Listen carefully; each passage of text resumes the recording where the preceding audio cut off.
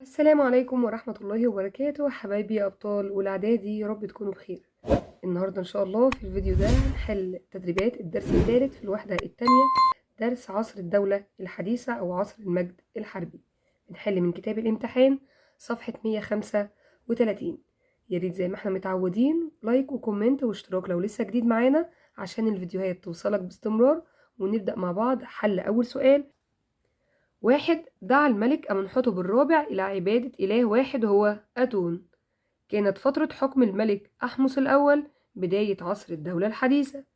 بسط الملك أحمس الأول نفوذه ده باستيلائه على بلاد فينيقيا. كان معبد الكرنك هو المعبد الرئيسي لمدينة طيبة.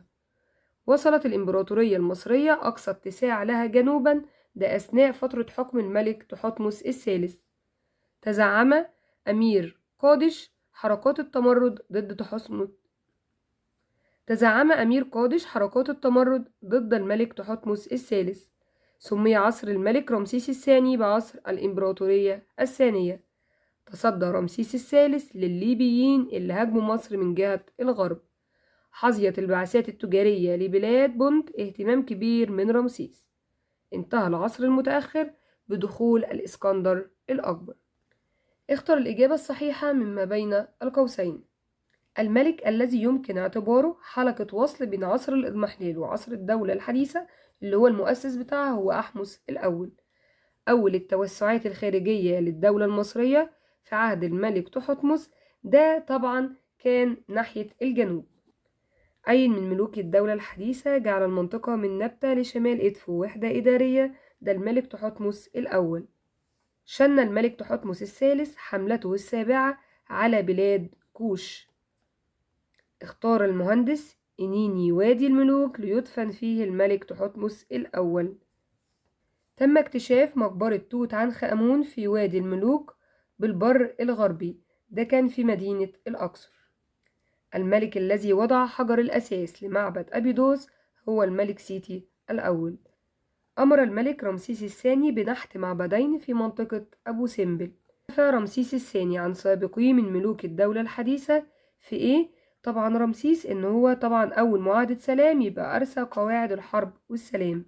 استعادت مصر سيادتها على بلاد الشام ده كان وبعد جزر البحر المتوسط ده في عهد الملك رمسيس الثاني. مع ضعف نفوذ ملوك الدولة الحديثة بدأ كهنة الإله مين التدخل في شؤون الحكم. طبعا الإله آمون. أرسلت الملكة حتشبسوت بعثة تجارية لبلاد بوند. اكتب كلمة صواب أو خطأ مع التصويب. اقتصرت حدود الإمبراطورية المصرية في عصر الدولة الحديثة على الجانب الإفريقي. غلط، ده الجانب الأفريقي والأسيوي كمان. دعا الملك توت عنخ آمون لعبادة جديدة رمز لها بقرص الشمس اللي هو الإله آتون. طبعا ده غلط لأن اللي عمل كده الملك أخناتون. تعددت حملات الملك أحمس الأول لتأمين حدود مصر الشمالية والشرقية وكمان الجنوبية. صح. أطلق على الموظف اللي حكم المنطقة من نبتة شمال إدفو لابن الكوشي. صح. اتخذ الملك تحتمس الأول معبد الكرنك. صح، ليكون المعبد الرئيسي في طيبة. تعد الملكة حتشبسوت من أشهر ملكات عصر الدولة الحديثة. صح. أظهرت معركة قادش براعة الملك تحتمس في التخطيط الحربي. غلط، معركة مجدو دي بتاعة تحتمس، أما قادش دي بتاعة رمسيس الثاني. اختلف الملك تحتمس الأول عن سابقيه في بناء المقابر الملكية. صح. أكبر عدد من الحملات قادها الملك تحتمس. طبعا صح. الملك الذي أظهر براعته العسكرية برا وبحرا هو تحتمس الثالث. صح. أعاد الملك توت عنخ آمون الأهمية السياسية والدينية لأهمية طيبة.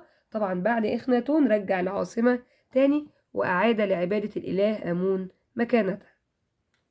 قام توت عنخ آمون بترميم المعابد التي أغلقت وتضررت وهو ما يشبه الدور الذي سبق وقام به الملك أحمس. طبعا أحمس عمل ده بعد الهكسوس يبقى صح. قام الملك رمسيس الثالث بعقد معاهدة سلام. غلط، لأن اللي عمل ده رمسيس الثاني. تمام، أنا عشان المكان فأنت اكتب رمسيس الثاني على بعضيها. تأثرت بعض المناطق داخل قارة أفريقيا بالعبادات المصرية. صح. فقدت مصر السيطرة على بعض المناطق الأفريقية في عصر الأسرة الحادية والعشرين اللي هو عصر الإضمحلال بقى والعصر المتأخر. صح. طبعا كل سؤال بلون. لو الصورة مش واضحة ياريت تعلي الجودة بتاعة الفيديو، وكمان تقدر بإيدك تكبر وتصغر الشاشة عشان الصورة توضح. وقف الفيديو لحد ما تكتب. نقول مع بعض: تسمية عصر الدولة الحديثة بعصر المجد الحربي لأن ملوك الدولة الحديثة استطاعوا تكوين إمبراطورية عظيمة امتدت بين آسيا وأفريقيا من نهر الفرات في الشمال الشرقي حتى الجندل الرابع جنوبا. 2. وجود جيش قوي لكي يحافظ على النظام والاستقرار الداخلي لمصر ويحمي مصر من الأخطار والتهديدات الخارجية. ورقم 3. اهتمام الملك تحتمس الأول بتطوير معبد الكرنك لكي يكون المعبد الرئيسي لمدينة طيبة. 4. قيام معركة مجدو بسبب خروج أمراء آسيا بقيادة أمير قادش على الحكم المصري. 5. قيام معركة قادش بسبب تزايد نفوذ الحيثيين في بلاد الشام وتحالف ملك الحيثيين مع أمراء المدن السورية ضد مصر. 6. يعتبر الملك رمسيس الثالث المؤسس الحقيقي للأسرة العشرين لأنه استطاع هزيمة شعوب البحر المتوسط. كمان تصدى للليبيين الذين هاجموا حدود مصر الغربية. 7. ضعف البلاد بعد انتهاء حكم الملك رمسيس الثالث بسبب تولي الحكم ملوك ضعاف. 2. تدخل كهنة الإله آمون بطيبة في شؤون الحكم. النتائج التي ترتبت على تحالف ملك الحيثيين مع أمراء المدن السورية. لاحظ ان احنا كده هنبتدي نعكس الأسئلة. أدى إلى خروج الملك رمسيس الثاني لمواجهتهم فانتصر على جيش الحيثيين مما اضطر ملكهم لطلب الصلح وعقد أول معاهدة سلام دولية في التاريخ. 2. نتائج معاهدة السلام بين رمسيس وملك الحيثيين أدى إلى استعادة مصر سيادتها على بلاد الشام وبعض جزر البحر المتوسط. 3. غزو الإسكندر الأكبر لمصر أدى إلى انتهاء العصر المتأخر في مصر وبدء مرحلة جديدة من تاريخ مصر. 4. نتائج اتساع الإمبراطورية المصرية في عصر الدولة الحديثة جنوبا. من المكان هنقول رقم 1: زيادة النشاط التجاري بين مصر وإفريقيا. هنا هنقول وجد بعض المناطق التي ارتبطت مع مصر بعلاقات سياسية وتجارية، تمام، وتبرز بعض مظاهر التأثر الحضارة. زي ايه بقى؟ ونقول التلاتة اللي تحت اللي هي دي ودي ودي، اللي هي انتشرت بعض الطقوس والعبادات المصرية، بنيت بعض المعابد والأعمدة على الطراز المصري، وارتدى النبلاء من مملكة كوش ملابس مشابهة للملابس التي يرتديها النخبة المصرية. 5. الصراع بين ملك كوش والمصريين أثناء عصر الأسرة ال24 أدى إلى سيطرة الملك الكوشي على معظم أراضي مصر وتكوين الأسرة ال25. المقصود بإمبراطورية دولة كبيرة تسيطر على مناطق وشعوب مختلفة تحت قيادة مركزية قوية، وتتشكل هذه الدولة عبر الفتوحات أو التحالفات وتضم ثقافات متعددة. قارن بين معركة مجدو وقادش. أول حاجة مجدو كانت بين الملك تحتمس الثالث ضد أمراء آسيا بقيادة أمير قادش، أما معركة قادش كانت بين الملك رمسيس الثاني ضد ملك الحيثيين، والنتائج بتاعتهم هنشوفها من الكتاب عشان المكان. أول حاجة هنقول معركة مجدو استسلام أمراء آسيا للملك تحتمس الثالث. أما معركة قادش أدى إلى انتصار الملك رمسيس وهزيمة جيش الحيثيين. اضطرار ملك الحيثيين إلى طلب الصلح فوافق الملك رمسيس، وأبرمت أول معاهدة سلام دولية في التاريخ. دلل تاريخيا على صحة كل عبارة. تكونت إمبراطورية عظيمة خلال عصر الدولة الحديثة.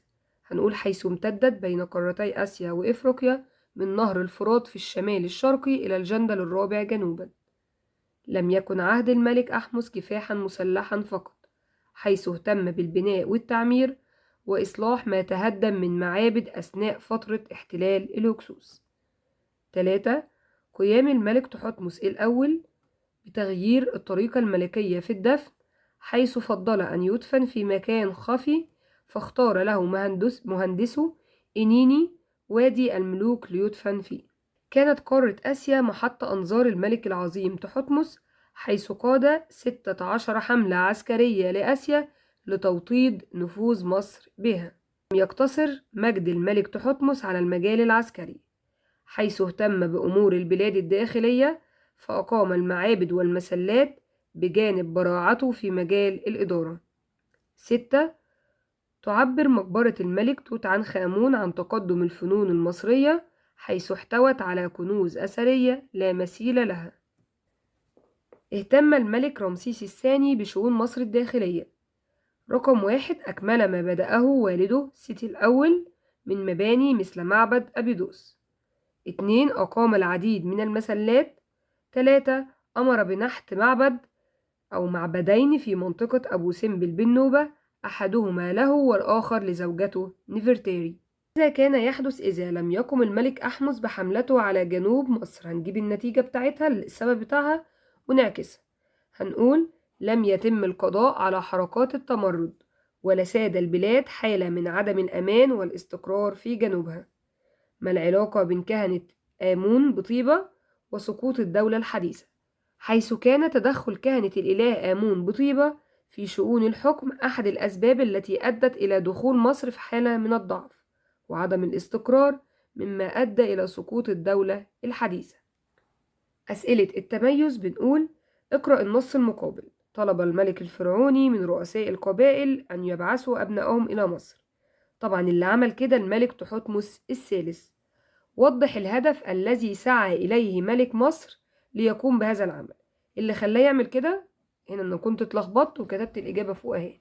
هنقول لتعليم أبناء أمراء آسيا العادات والتقاليد المصرية، لغرس حب مصر في نفوسهم، حتى إذا ما عادوا إلى بلادهم وتولوا الحكم يصبحوا من أتباعه المخلصين. اختر الإجابة الصحيحة. الحد الشمالي الشرقي للدولة المصرية خلال عصر الدولة الحديثة. طبعا من ناحية الشرق يبقى عندي نهر الفرات. وقعت أحداث معركة مجدو، طبعا دي عندي اللي انتصر فيها الملك تحتمس، دي كانت عندي موجودة في فلسطين، يبقى موجودة ناحية فين؟ شرق أو على الساحل الشرقي للبحر المتوسط. الصورة اللي قدامنا دي عملية السلام أو اتفاقية السلام بين مصر وإسرائيل. بيقول لك بقى في الصورة دي أي من حكام مصر في عهد الدولة الحديثة تم عمل حدث مشابه، يعني معاهدة سلام. طبعا ده الملك رمسيس الثاني.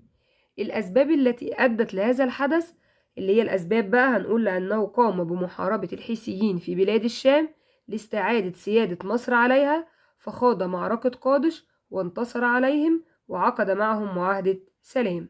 دلل تاريخيا على صحة كل عبارة. كان طرد الهكسوس من مصر حدا فاصلا بين عصرين. هنقول حيث كان نهاية لعصر الإضمحلال الثاني وبداية عصر الدولة الحديثة، زي بالظبط اللي حصل مع أحمس. هو بالظبط لو السؤال قالك أحمس يعتبر حد فاصل. اختلفت اهتمامات الملك أمنحتب الرابع عن باقي الملوك. هنقول حيث اهتم بأمور الدين والعبادة، فقام بالدعوة لعبادة إله واحد هو آتون، ورمز له بقرص الشمس، بعكس باقي الملوك الدولة الحديثة الذين اهتموا بتكوين إمبراطورية عظيمة. وبكده أبقى خلصت حل التدريبات. لو لسه ما عملتش لايك أو كومنت عشان الفيديو يرفع معانا، ياريت قبل ما تخرج تعمله. عندك امتحان عن الدرس، لو في أي سؤال فيه ياريت تسيبولي في الكومنتات وأنا هرد عليه، وأشوفكم على خير.